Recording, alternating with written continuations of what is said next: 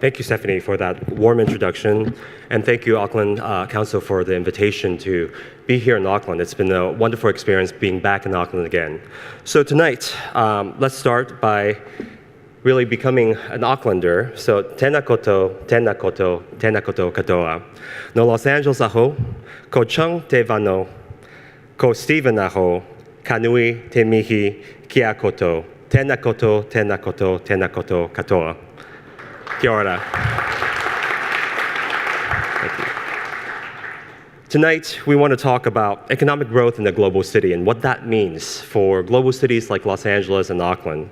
And when you look at economic opportunities and economic growth, sometimes it's not all just positive. It comes with sometimes disparity, socioeconomic marginalization of certain industries and certain populations as well. What can we do as a metropolis and as a region to increase inclusive growth? And specifically, how do we use innovation to address major issues and potentials like climate change, job creation, international business engagement, and homelessness? So I want to share and maybe overshare a little bit some of the things that we've done in Los Angeles to give you a bit of context and background. And we're going to be sharing a lot, actually, the good, the bad, and the ugly about Los Angeles so that we can really learn from each other and set the context for the conversation later on. And to do that, let me step back a little bit and really give you an overview of Los Angeles, because I think there's a lot of misconception about Los Angeles. And after that, I think we can really have a true conversation about what economic prosperity means for all of us. Now, many of you know Los Angeles is in California, but some of you don't know the size. So when I say Los Angeles, what are some of the things that you guys think about immediately? From the audience, anybody? Hollywood. Usually what we hear around the world when I say, what do you think about Los Angeles? They say Hollywood, Hollywood, traffic, Hollywood. That's what they know about Los Angeles. But there's so much more, and today you're going to find out a lot more about it. So this is a geography of Los Angeles. When you think of Los Angeles, you actually just think about Los Angeles City, which is the second largest city in the United States with about 4 million people living there. That's a dark green section right in the middle. But when you think about Los Angeles, you also already know many of the great cities that are there. Beverly Hills, Santa Monica, Long Beach, Pasadena. These are actually all separate cities. Combined together, 88 cities make up the Los Angeles County region. And when you guys come to Los Angeles, a lot of people come to us immediately. It's like, Stephen, I'm so excited to be here. I want to go to Disneyland. And I have to let them know, sorry, Disneyland is not in LA. It's in Orange County. It's in Anaheim. But really, when people are coming to Los Angeles, they're talking about the greater Los Angeles region, which is 5 counties combined together: Ventura, Los Angeles, San Bernardino, Riverside, and Orange. So in context, if you go back to what we just showed you, you're really talking about a region that goes from the Pacific Ocean all the way over to Nevada and Arizona, from Santa Barbara all the way down to San Diego. It's a massive region that's the home to a population that's quite large: 5 counties, 190 cities, over 100 incorporated areas, and 34,000 square miles. Los Angeles County alone, we have 10.2 million people living in LA County alone. The greater Los Angeles region is actually 18.7 million people. And the strength of our economy is our people. Our people is diverse. We have over 224 different languages spoken right in Los Angeles. And Los Angeles is known as the most diverse location in the history of humankind, because you have all these nationalities combined together in one single location. So much so that all these countries are actually paying a lot of attention to Los Angeles, and this is key to Auckland later on as well. We have over 100 consulates located in Los Angeles, and this makes Los Angeles the world's 3rd largest concentration of consulates after New York and after Hong Kong. Combined together, what you see is that this population, this map represents all the other states in the United States that have a smaller population than Los Angeles County. Only 7 states, including California, have a bigger population than us. So Los Angeles is really the size of a small nation. In fact, if you look at our GDP last year, our GDP was $807 billion, Los Angeles County alone. So if we were a country, we would be the 19th or 20th largest economy in the world, larger than that of Belgium, Saudi Arabia, and many other countries. And if you combine the 5 counties together, Our GDP is now at $1.2 trillion, tied with Mexico as the 15th largest economy in the world. We're not just any city, we're a mega region. And we're able to do so because of the infrastructure, industry, and the talent that we've created over the many centuries that we've been around. So let me talk about a couple of the industries that really make Los Angeles what we are, and actually some of the shared issues and some of the shared potential that we have between Auckland and Los Angeles as well. Los Angeles has the #1 and #2 container ports in North America, the Port of Los Angeles and Port of Long Beach. Combined together, we move about 17.5 million TEUs. TEU stands for 20-foot equivalent units. These are the 20-foot boxes that you see out there. And Los Angeles, if you look at the World Port Ranking, combined together, we're actually the 9th largest port complex in the world. And it's because not only of our geographic position in relations to Asia Pacific, but it's because we also have the infrastructure for it. We have over 100 trains that come in and out of Los Angeles every single day. We have over 1.5 billion square feet of warehouse and distribution space around 100 miles of the Los Angeles region, and we have over 10,000 trucks to move these cargo back and forth to and from the distribution centers. So breaking down a little bit, if you look at just the map, the top ports around the world, you'll see that China is dominating because as the manufacturing center of the world, really, for many years, they are producing a lot of the goods that we are consuming. And they use Los Angeles as the gateway because you can see how easy it is for them to get to Los Angeles than how easily it is to get to the rest of the United States. So like Auckland, Los Angeles is the gateway to their nation. The other thing about international trade you have to look at is also air cargo and air traffic as well. LAX is now the nation's #2 airport. But the reason why we're #2 is because some of the other airports are actually counting, they're double counting. When passengers get there, they transfer and they go to another location and they count that as well. If you look at just people getting on and off a plane, origin and destination, LA is now the #1 origin and destination airport in the United States with over 87.5 million passengers a year, and they carry over $100 billion worth of goods coming into this region. You can see that we reach over 188 different cities with over 130,000 flights every year. So we really reach the rest of the world, and this is really important for international trade. Okay. I'm gonna try. There we go. Now, we're going to focus a little bit on the various industries that are in Los Angeles that make Los Angeles who we are. So first, tourism. Related to LAX, Los Angeles just reached a new milestone. 50 million passengers, 50 million visitors came to Los Angeles last year, and in total they spent about $24 billion to the local economy. And you can see China is a major player for us. Last year, 2017, actually we went up in 2018 to 1.2 million. We're the first city in the United States that have over 1 million visitors coming from China. And Mexico is actually a much larger number because of the proximity, but we actually count the overseas direct nonstop flight, and we use the overseas as a measurement because we actually generate more economic impact when it's in the overseas flights. The second thing is a lot of people don't know, like I was mentioning before, people think of Los Angeles and they think of Hollywood, Hollywood, Hollywood, traffic, Hollywood. But we're actually also the #1 manufacturing center in the United States with over 350,000 jobs. That's right, not Detroit, not the Rust Belt. Los Angeles has more manufacturing jobs than anywhere else in the United States. What do we manufacture? We manufacture a bit of everything, in fact. From aerospace and component parts, you have automobiles and automobile parts, and you have fabric. In fact, Los Angeles is actually the high-end denim manufacturer and designer of the world. So if you're buying your $300 jeans or $700 jeans, it's actually designed and manufactured in Los Angeles.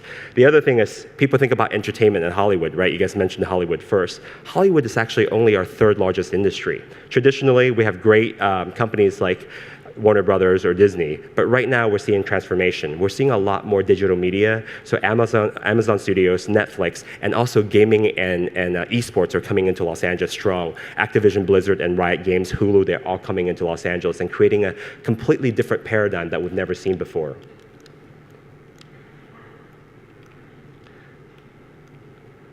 With that, we're now seeing another transformation in the Los Angeles region. A traditionally manufacturing-based town, we're now moving into the new high-tech sector. Our startup ecosystem is building very quickly. Most of the folks, when they think of tech, immediately they think of Silicon Valley. What if I told you that Los Angeles actually has more high-tech jobs than Silicon Valley?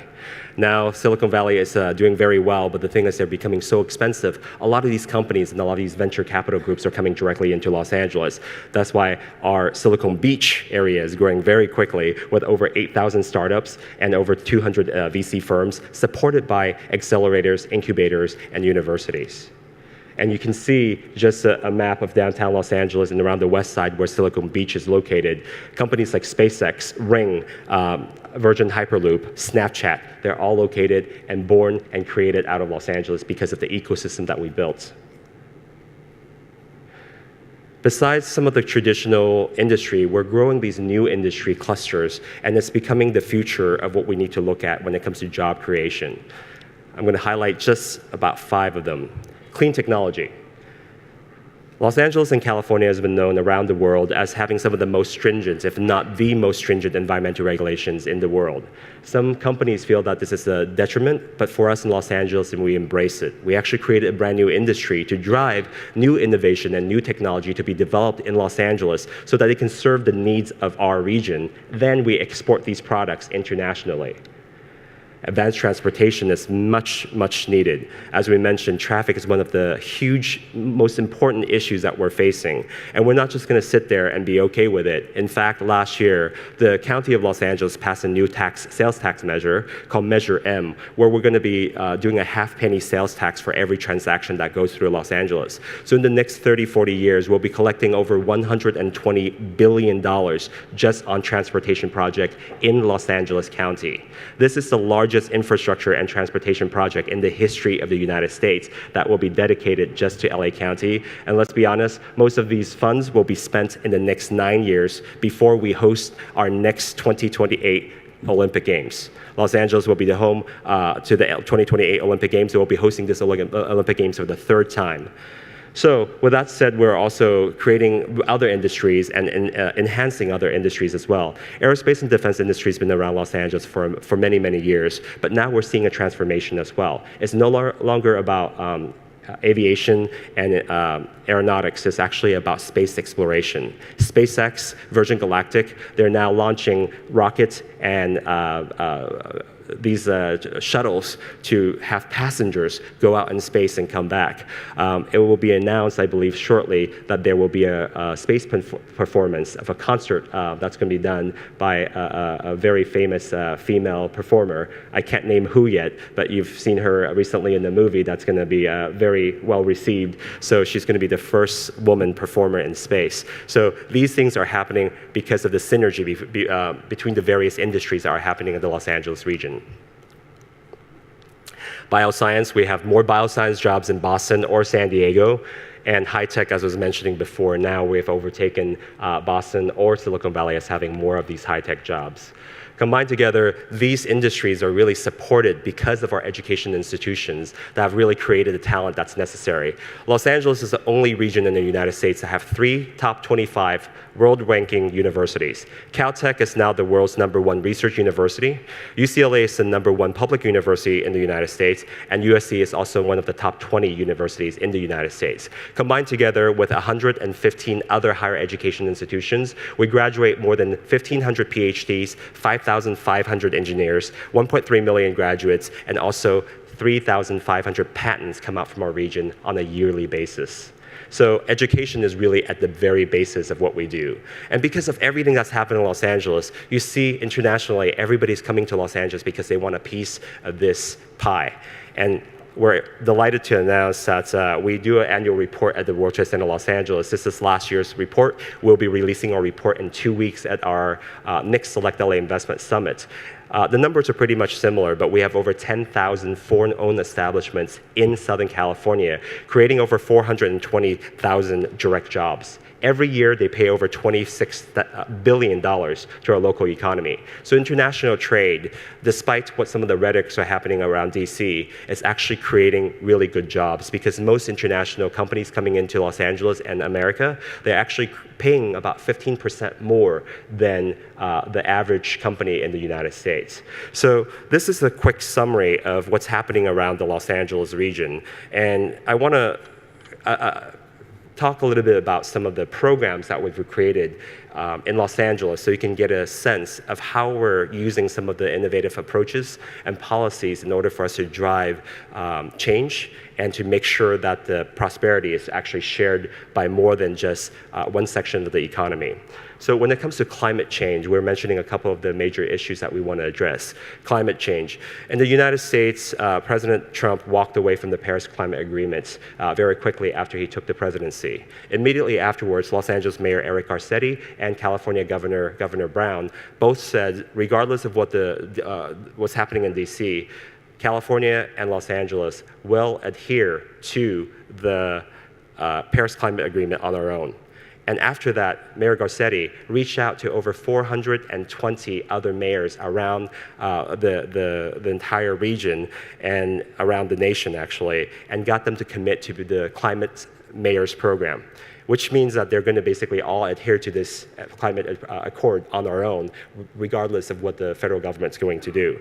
Now, promises like these are great, but what are you going to do about it? So the Los Angeles City actually launched a new Green Deal, which include a commitment to being carbon neutral by 2050 in the entire Los Angeles region, which is a very tough goal to do. So one particular program that we can use, because you can talk about goals and standards, but how do you actually implement it, is the Clean Air Action Plan and the Clean Truck Program adopted by the Port of Los Angeles, again, the #1 container port in North America, and the Port of Long Beach, the #2 container ports in North America. That program, what it did is basically it incentivized private sector to get rid of their old, dirty diesel trucks and replace them with cleaner trucks. And for every truck that you scrap, the Port of Los Angeles gave you a subsidy of $5,000 that they're going to destroy that truck, so we know it's off the streets. Then they gave them $20,000 each to buy a brand new truck that's EPA compliant, Environmental Protection Agency compliant. So at that point, then you know that you're going to have a fleet of new trucks that are going to be emitting less pollution.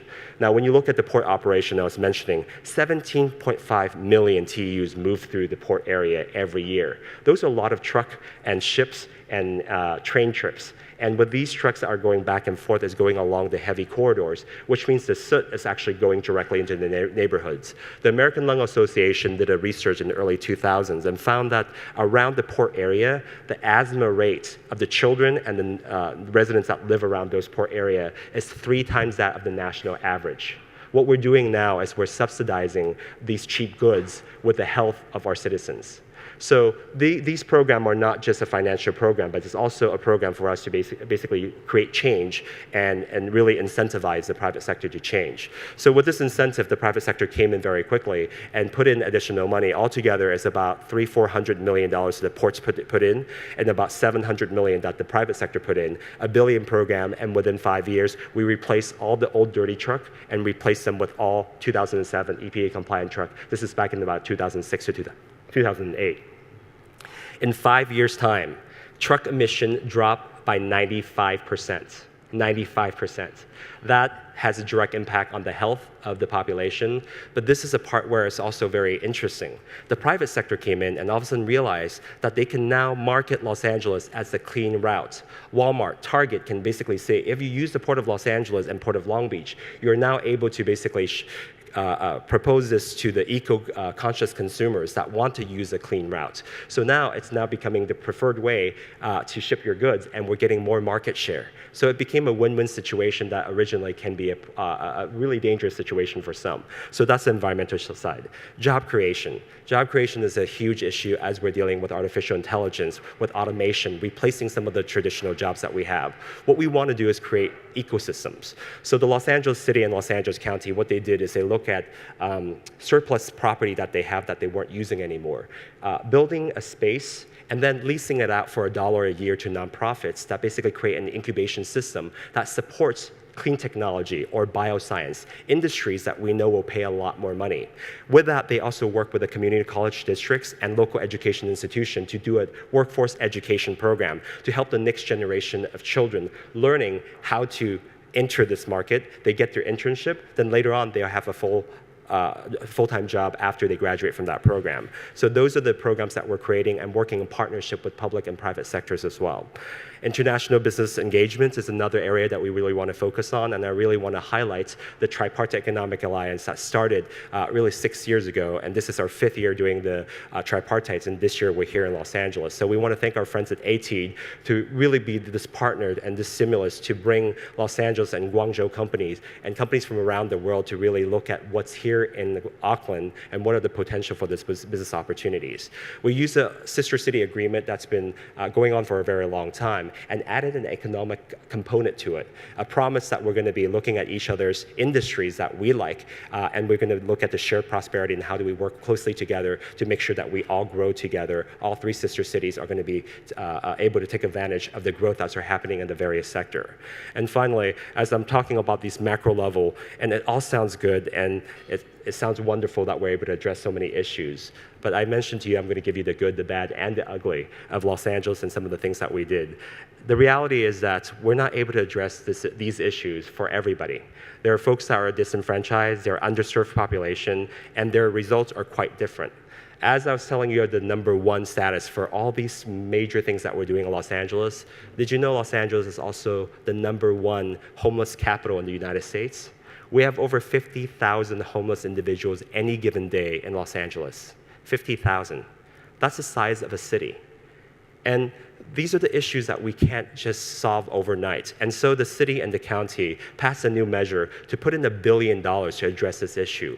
$1 billion is a drop in the bucket to be able to solve this issue. It needs to be a comprehensive approach. That's why we're working with nonprofit sectors to do a wraparound service to provide mental health, job training, drug counseling, and a number of different supportive services to really help transition. But it comes from also the lack of housing and the increased price of housing that's happening around Los Angeles. And we're facing some of the what some of the other cities are facing, like San Francisco. And I think these lessons can be shared, and I think there are a lot of similarities between what happened to Los Angeles and what's happening in Auckland. What we want to do is we want to share these information with our partners so that you can learn from us and you can leapfrog over some of the mistakes that we've made.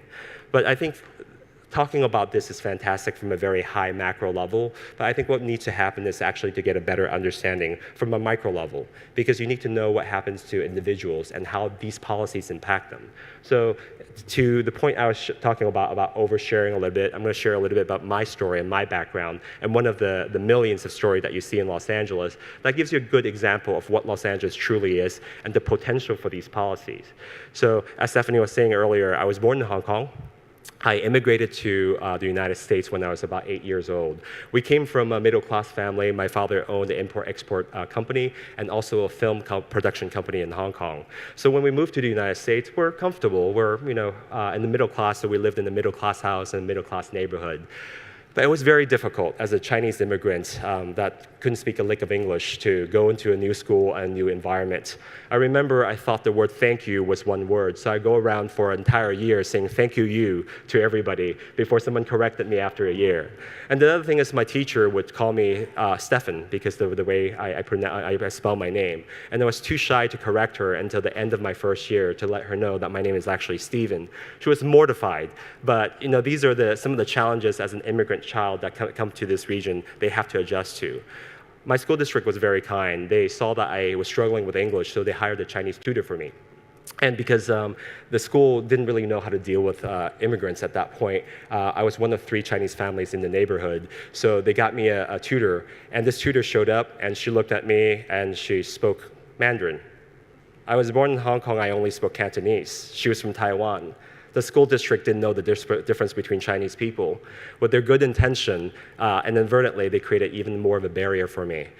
So my second language is actually not English, it's Mandarin. I was a bitter child that I have to learn another language before learning English. But now I'm very thankful because now I have another language in my pocket that I can communicate with the second largest economy in the world. But that was already difficult in terms of just a transition being an Asian American living in the United States. And even in Los Angeles, I face discrimination and racism that really we shouldn't be facing. But what was really also challenging was that we're known as what they're called astronaut kids. My father was going back and forth between Hong Kong and the United States doing business while we stayed there. But over time, we start noticing my father coming back less and less. So my mother decided to surprise him in Hong Kong. And she got the surprise because she found out he had another family. My mother asked him to choose, and he chose, but he chose the other family. So out of nowhere, from a middle-class family, we became a family of a single mother, monolingual single mother with 3 children. She couldn't afford to basically pay the mortgage. And the challenge of being a monolingual single mother in an environment that she doesn't know, she doesn't have a job, and she has to raise 3 children was just way too much. We ended up working in sweatshops. My mother was a seamstress sewing clothes, and my sister and I would go after school. So for every shirt that you guys actually wear, someone has to sew it. But when you're done sewing, you have the extra string. So my sister and I would clip off all the extra strings for about half a penny per shirt. And so that's how we were able to raise ourselves. And it was very difficult. But over time, I got myself a job as a busboy. My mother got herself a job as a waitress, and then we moved on. And I was very fortunate because I got into a great school at UCLA. It really gave me the opportunity to really challenge myself and learn.